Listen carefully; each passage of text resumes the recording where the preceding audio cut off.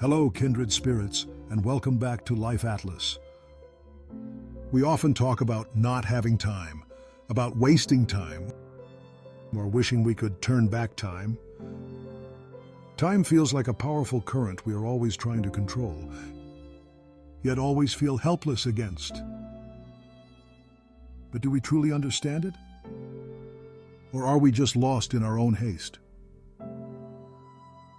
Today, our story begins with a tick-tock that has stopped, and a journey to find someone who can restart not just a machine, but the very rhythm of the soul. My grandfather's watch had stopped running. It wasn't an expensive timepiece, but it was the only memento I had left of him. For 30 years, its familiar ticking sound had been a part of our home, a steady and reliable heartbeat. When it fell silent, a whole sky of memories seemed to fall silent with it. I took it to several large service centers, only to be met with shaking heads. It's too old, we don't have the parts. Just buy a new one. They told me this in a world where everything seems to be born only to be replaced.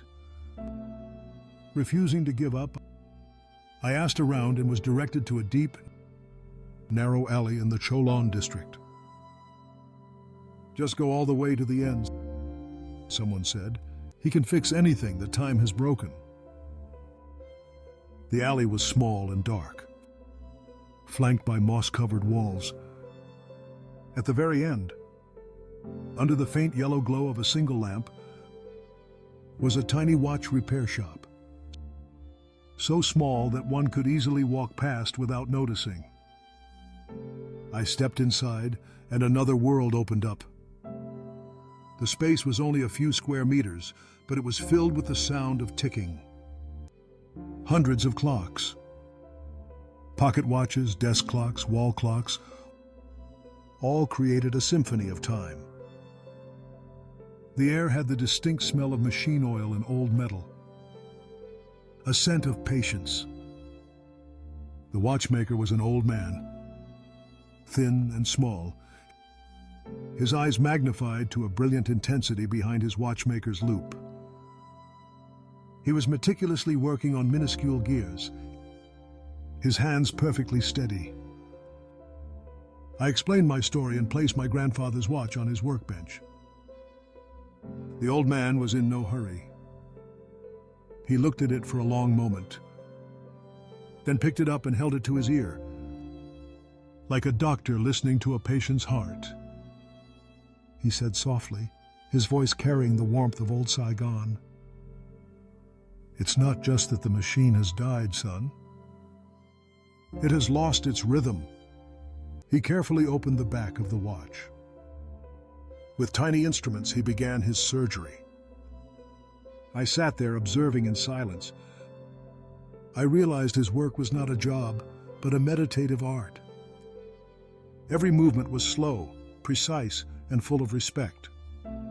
"People bring a broken watch here," he suddenly said, his eyes never leaving his work.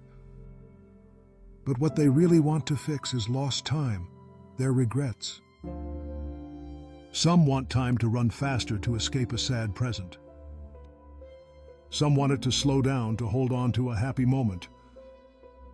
And others wish they could turn the hands back to fix a mistake in the past." He paused for a moment and looked at me. "But they all forget one thing. The function of a watch is not to control time. Its function is to help us be in rhythm with time. Every tick-tock is not the sound of time passing away, but the whisper of the present moment. It reminds us that we are alive. Right now, right here." He explained that my watch wasn't badly broken. The mainspring had just been tense for too long, like a person who is always straining to race against life. He gently soothed it, oiled the weary gears, and reset the rhythm of the balance wheel. A little while later, he handed the watch back to me. The familiar tick-tock, tick-tock was audible again. But this time, I no longer heard the haste.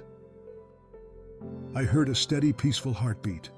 It was no longer the sound of time slipping away, but a gentle melody of life continuing. I paid him and thanked him profusely.